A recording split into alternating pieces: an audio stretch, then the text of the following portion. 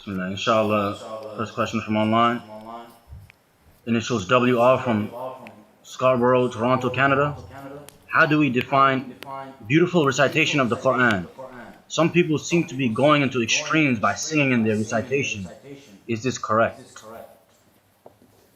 Assalamu alaikum wa rahmatullahi wa barakatuh. With regards to beautification of one's recitation, a beautiful recitation of the Qur'an, what is the limit, what is the extreme, etc. It's going to be relative.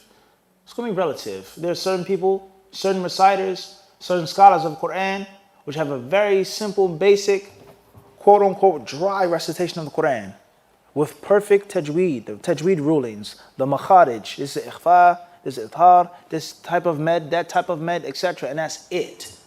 And anything beyond that, they will consider to be extreme. Or they will consider to be too fancy. Or they will be considered to be selling the Qur'an, selling it, trying to make it so beautiful and so melodious and so rhythmic in which the people just listen to it and have no reflection on it whatsoever. And oftentimes, not all of the time, but oftentimes, the more beautiful a person makes his voice and sings it, quote unquote, the less he pays attention to the rulings of tajweed. This is the view of some people of Qur'an. And then there are others who say no, la, kalla, alf kalla. They say no way. There are too many hadiths that support the tahsin as-sawt. Yataghanna bil Qur'an, the hadith says. Literal translation means to sing with the Qur'an. Ma adhina Allahu. He says that Allah Azza wa Jalla has never allowed someone, ma adhina li-nabiyyin hasan as-sawt, who has a good voice, yataghanna, to sing the Qur'an. Not meaning singing, but meaning to beautify it, to make it melodious, to make it means something that's pleasing and attractive to the people. Bi-idhnillahi ta'ala. So it's going to be relative. There is no one rule as long as the rulings are applied. The makharij, the tajweed, the qira'ah, the science is there. And it isn't something which goes beyond that. This is only supposed to be 6 harakat, 6 syllables, 4 syllables. And the person, he recites it in 8 syllables. That's wrong.